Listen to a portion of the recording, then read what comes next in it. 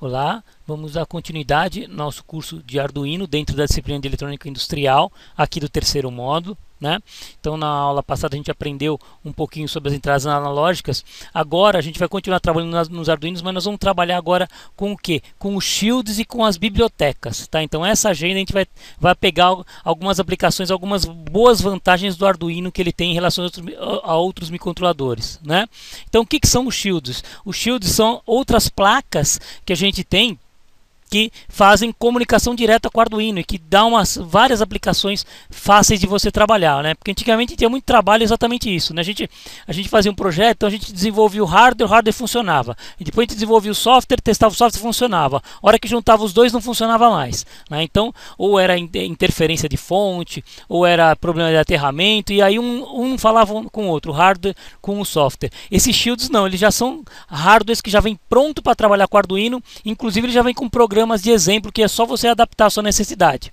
E as bibliotecas também, né? Quando a gente vai trabalhar com alguns periféricos, você programar esses periféricos são extremamente complexos, né? E aí a gente, usando as bibliotecas, essas bibliotecas elas facilitam muito a operação nos periféricos. O exemplo que a gente vai dar hoje é trabalhar com LCD, né? Então LCD você vai trabalhar em Assembly, você vai gastar umas 50, 60 linhas só para configurar tempo de atraso, cursor, para você posicionar ele. Então só a inicialização do LCD você tem umas 20, 30 instruções, né?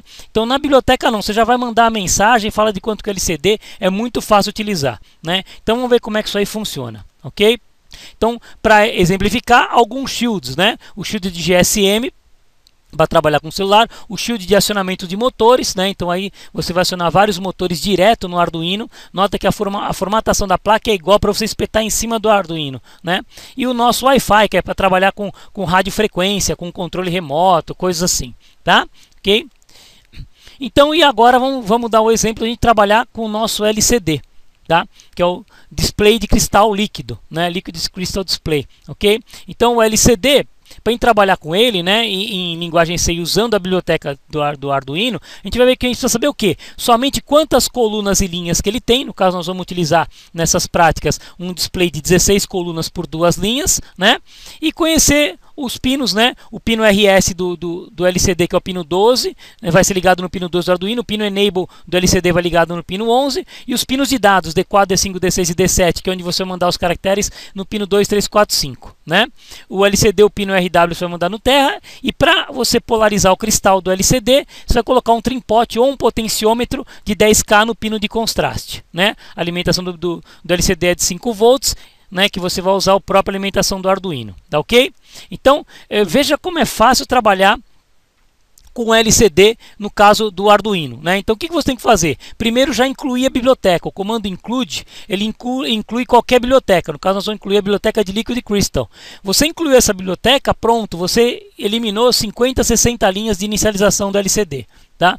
Então só fazer você incluir a biblioteca você já eliminou muita linha de programação. Depois você tem que digitar uma linha, né, onde você vai definir quais pinos são o pino RS, Enable, né, D4, D5, D6 e D7. Por padrão, pessoal, a gente usa 12, 11, né, e 2, 3, 4, 5. Tá? Por quê?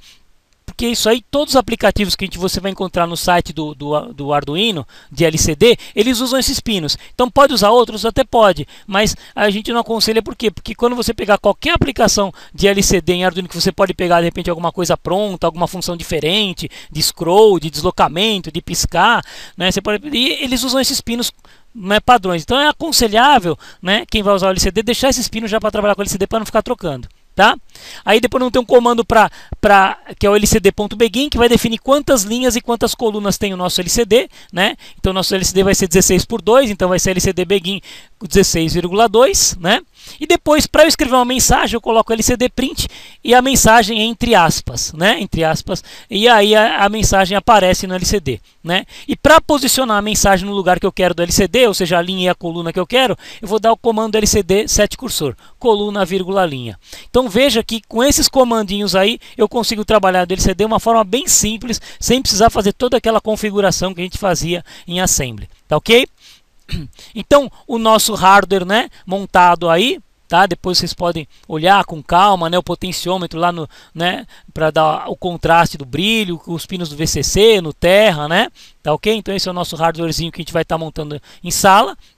E finalmente aqui o exemplo de programa, né? Ó. Então o include a biblioteca, Liquid Crystal LCD, eu dei o nome LCD, os pinos que eu usei, 12, 11, 5, 4, 3, 2, que é o padrão. Aí no Void Setup eu vou configurar o LCD, 16 por 2, né? E aí no próprio Void Setup eu vou colocar uma mensagem, né, que a gente chama de mensagem inicial. Então a Alexandre Carve, né, que eu coloquei na primeira coluna, na primeira linha, né? Tá?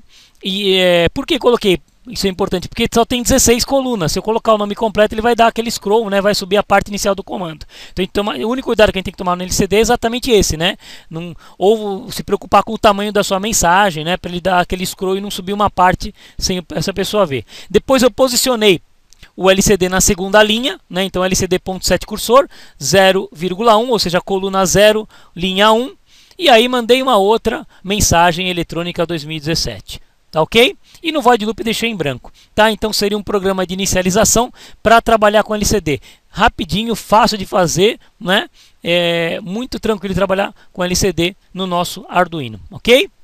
Então depois procurem dar uma olhada na nossa aula prática, nossas atividades teóricas, na apostila, que a gente vai detalhar bem mais como é que funcionam esses shields e essas bibliotecas. Ok? Até mais, obrigado.